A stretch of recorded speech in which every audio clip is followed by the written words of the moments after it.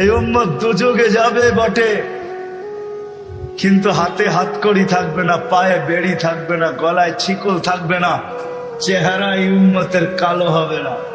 দুযোগীদের চেহারা কালো, হাতকড়ি থাকবে, পায়ে বেড়ি থাকবে, গলায় ছিকল থাকবে।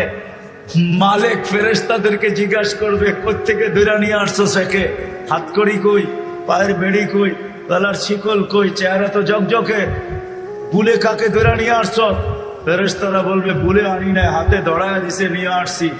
আল্লাহ জবাব দিবে, ওই ব্যক্তি জবাব দিবে না, ফেরেশতা জবাব দিবে না। আল্লাহ বলবে, মালিক আমার বন্ধুর উম্মত, খবরদার। বলবে, আল্লাহ হাতকড়ি নাই কেন? যে হাত উঁচুতে ব্যবহার হয়েছে ওই হাতে হাতকড়ি লাগে না। পায়ে বেড়ি নাই কেন? বলে, যেই পাও মসজিদের দিকে হাইটা গেছে ওই পায়ে বেড়ি লাগে না। চেহারা ঝকঝকে, গলায় ছিকল নাই কেন? বলে, যেই কপাল আমার কুদরতি পায়ে লাগছে ওই চেহারা কালো হয় না, ওই গলায় বেড়ি লাগে না। হাত পাও আর চেহারা ছাড়া বাঁকা শরীরে আগুন লাগায় দাও। মালিক আগুনকে হুকুম করবে, খোঁজি ধরো। আগুন আসবে, আল্লাহ দুযোগওয়ালাদেরকে, এই উম্মতের দুযোগওয়ালাদেরকে কলেমা স্মরণ করায় দিবে, আর জোরে জোরে কলেমা পড়বে। আগুন আসবে, ভাইগা যাবে, একবার, দুইবার, তিনবার। মালিক আগুনে লাঠি চার্জ করবে, আল্লাহ আগুনের মুখ খুলে দিবে, বলবে, লাইসালি সুলতান আলা মান ক্বালা লা ইলাহা ইল্লাল্লাহ মুহাম্মাদুর রাসূলুল্লাহ। এই কলেমা যে পড়ে তাকে ধরার ক্ষমতা আমার নাই, তুমি ধরো, আমি পারবো না। এই উম্মত এক নেকি দিয়া জান্নাতে যাবে। কয় নেকি দিয়া? বিশ্বাস হয় না? হয় কি? বুঝা না না বুঝা? শুনছেন কোনদিন? না না শুই না। দলিল আছে? চলেন দলিল দেই। এক ব্যক্তির কিয়ামতের দিনে এক নেকি দরকার হবে পাশ করার জন্য। আল্লাহ বলবে, নিয়ে আয়। তো কিয়ামতের মাঠে ঘুরে আসবে, আপনজনরা কেউ দিবে না। যখন ফিরত আসবে নৈরাশ হইয়া, তো দূরের থেকে একজন ডাকবে, ওই এদিকে আয়। তো যে দেখবে, বলবে, তোর চেহারার এই অবস্থা কেন? বলছে, যাদের কাছে বললে কাজে লাগতো তাদের কাছে বলছি, কোনো কাজে লাগে না, তোমাকে তো চিনি না, কি কাজে লাগবে? বেউকুব, কাজে লাগুক আর না লাগুক, তোর চেহারার অবস্থা তো দূর অবস্থা, কমসে কম ভিতরের ব্যথাটাও একটু কমবে। তো জিদের ঠেলায় বলবে, এক নেকি লাগবে, এক নেকি। তো বলবে, এক নেকি বুঝা দেখিস কিন্তু। এক নেকি লাগবে, বেশি লাগবে না। রাগ হয়ে বলবে, বাবলো এক নেকি লাগবে, ডাকছে না, আরো রাগ হয়ে যাবে, এক নেকি লাগবো বেটা। তো জ্যাবেটতে বাইর করে বললো, এক নেকি। জানতে বাবা, এক নেকির লেগে চেহারার এই অবস্থা। তো খুশিতে আটখানা হয়ে দৌড়ে আল্লাহর কাছে যাবে। আল্লাহ জিজ্ঞেস করবে, এত খুশি কেন? নেকি নিয়ে আসছি। তোর এই মাঠে কে দিল? আপনি ভাবছেন আপনি একাই গেছেন? আল্লাহ বলবে, যে দিছে ওরে ডেকে নিয়ে। তো যা দেখবে ওইখানেই দাঁড়ায় আছে, খুব আল্লাহ ডাকে, নেকিও দিলাম, বিপদও পড়লাম, তোরই দাঁড়ায় ছিলাম, ভালোই ছিলাম। আল্লাহ জিজ্ঞাসা করবে, কিরে নেকি দিলি কেন? তো ও বাপ নিবে। বাপ বোঝেন তো? বাপ নিয়া বলবে, এক নেকি তো ছিল, আমার কি কামে লাগতো? এটা নষ্ট করে কি লাভ হতো? ওর কাজে লাগতেছে, লাগাই দিছি। তা আল্লাহ হাসবে আর বলবে, আল্লাহ বলবে, আমার চেয়ে বড় দাতা হইতে চাস, ঠিক না? বড় বাপ দেখাস এক নেকি দিয়া, দাতা হয়, ঠিক না? আমার চেয়ে বড় দাতা হইতে চাস? তো যাকে এক নেকি দিছে ও তো পাশ হয়ে গেছে, ঠিক না? ওরে বলবে, খুশবিয়া দিয়া আখিকা উদখুলিল জান্নাহ, ওর হাত ধর, চল দুজনে জান্নাতে। আমার চেয়ে বড় দাতা হইতে চাস? হায় হায়, আমার মন চায় আমার জাতি যে কবে এখানে আসবে, যে প্রত্যেক ব্যক্তি সংযুক্ত হবে আর মসজিদে যে জিজ্ঞাসা করবে, মাদ্রাসায় যে জিজ্ঞাসা করবে, মার্কাজে যে জিজ্ঞাসা করবে, ওলামাদের কাছে যে জিজ্ঞাসা করবে, হুজুর হাত পাততে হবে না, প্রয়োজন কি এটা বলেন, আমরা পৌঁছে দিতে চাই। কবে যে আমার জাতি এরকম হবে? আমার বিশ্বাস হবে একদিন ইনশাআল্লাহ আমার জাতি এরকম সংযুক্ত হবে যে কোনো দিন কোনো স্টেজে কাউকে হাত পাততে দিবে না। এলাকালারা বলবে, আমাদের বেজ্জতির বিষয়, যদি স্টেজে হাত পাতেন কি প্রয়োজন বলেন, আমরা পৌঁছে দিই। কিন্তু এই কথা মনে রাখেন, কিয়ামতের দিন আমাদেরকে ভুলা যায় না, ফাঁকি দিয়া জান্নাতে চলে যায় না। আর কসম খোদার, এই উম্মতকে ফাঁকি দিয়া এই উম্মতের উলামা জান্নাতে যাওয়ার কোনো স্কোপ রাখে না। আমার কাছে দলিল আছে, এই উম্মতের উলামা উম্মতকে ফাঁকি দিয়া কেউ জান্নাতে যেতে পারবে না। বরং গেলে আমাদের সামনে দিয়ে যেতে হবে। যখন সামনে দিয়ে যাবে তো আল্লাহ স্মরণ করে দিবে, যে যাকে চিনো দৌড়ো, চলে গেল তো দৌড়বে যে হুজুর কই যান, জান্নাতে, আমাদেরকে নিয়ে যাবেন না। তখন হুশ খুলা যাবে, তখন দাঁড়াবে আর বলবে আল্লাহ জান্নাতে যাব না। কেন যাবে না? এরা ধরা পড়ছে, এদেরকে নিয়ে যাইতে, এদেরকে না দিলে আমিও যাব না। আল্লাহ রহমত জোশে আসবে। আল্লাহ বলে যে যাকে নিতে চাও নিয়ে যাও। আমার জাতি যে কবে এই কথা বুঝবে? আল্লাহ রসুল তোমার জন্য সারা জীবন চোখের পানি জড়ায় গেছে, শুধু জড়ায় যান না, এখনো জড়াইতেছেন, শুধু এখনো জড়াইতেছেন না। আবুল সামারকান্দি রহমতুল্লাহ আলী লেখছেন, কেউ আঙ্গুল উঠাইলে ওনার উপরে উঠেন, আমার উপরে না। উনি ওনার কিতাবে লেখছেন, কবর থেকে যখন উঠবে কিয়ামতের দিন, তখনও চোখে পানি নিয়ে উঠবে, মুখে চিৎকার নিয়ে উঠবে।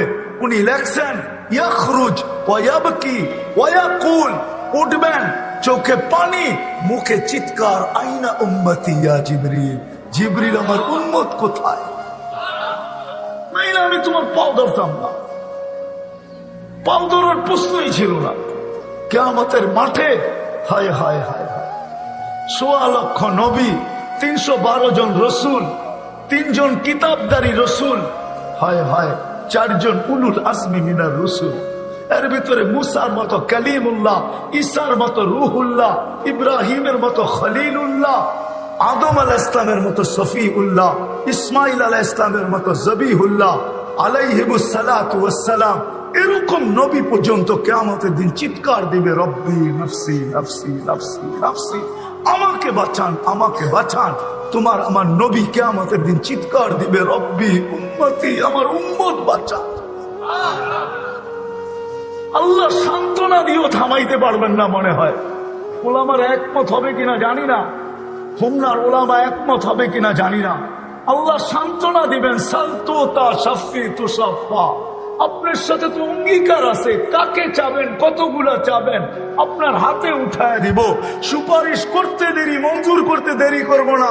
চিৎকার তো থামান, তারপরও তো চিৎকার থামবে না। কিয়ামতের মাঠে 3 জায়গায় দৌড়াইতে থাকবে আর বলতে থাকবে, রব্বি উম্মতি উম্মতি উম্মতি উম্মতি। মাকামে মাহমুদের মতো চেয়ার পাবেন। মাকামে মাহমুদের চেয়ার তুমি চিনো না, আমিও চিনি না, যদিও কোরআনে আছে, ফাতাহাজ্জাত বিহি নাফিলাতাল লাক আসা আইয়াব আসাকা রব্বুকা মাকামাম মাহমুদা। কিন্তু বুঝাইতে চেষ্টা করতেছি, দেখি বুঝে আসে কিনা। আল্লাহ 2টা চেয়ারই কুদরত দিয়া বানাইছেন। একটা নিজের জন্য রাখছেন, যেটার নাম কুরসি, ওয়াসিয়া কুরসিয়ুহুস সামাওয়াতি ওয়াল আরদ। আরেকটা চেয়ার বানাইছেন যেটা বন্ধুর জন্য রাখছেন, যেটা বলে মাকামে মাহমুদ। ওই চেয়ারে পর্যন্ত বসবেন না।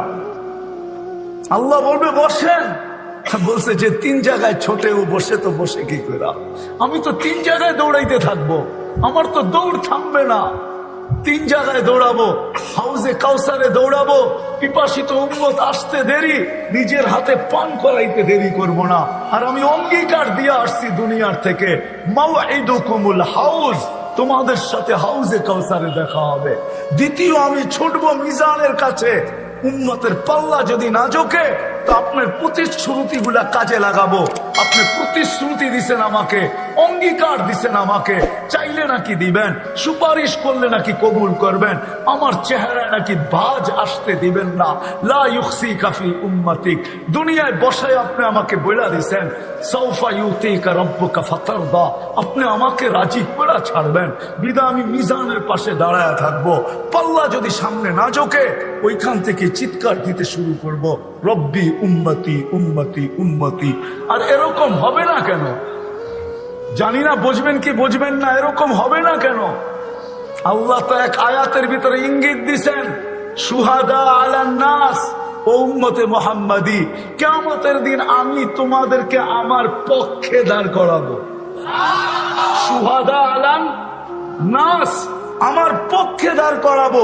আল্লাহকে যদি আমি বলি, আল্লাহ আমাদেরকে তো নিজের পক্ষে নিয়ে নিলেন, আমাদের পক্ষে কে? আমাদের পক্ষে কে দাঁড়াবে? তো আল্লাহ বলে, ওয়ার রাসূলু শাহিদান আলাইকুম, আমি বন্ধুকে তোমাদের পক্ষে দাঁড় করাই। ওই যুবক, এই জন্য তোমার পায়ে দুনিয়া, নাইলে কোনোদিন ধরার দরকার ছিল না। 14 তারিখ দুনিয়ায় শেষ না, 14 তারিখ জান্নাতও আছে। দুনিয়ার 14 তারিখ বৎসরে একবার আসে, জান্নাতের 14 তারিখ পার ঘন্টায় কয়েকবার আসবে। দুনিয়ার 14 তারিখের ভিতরে 99.99 হইল সল আর চাতুরি।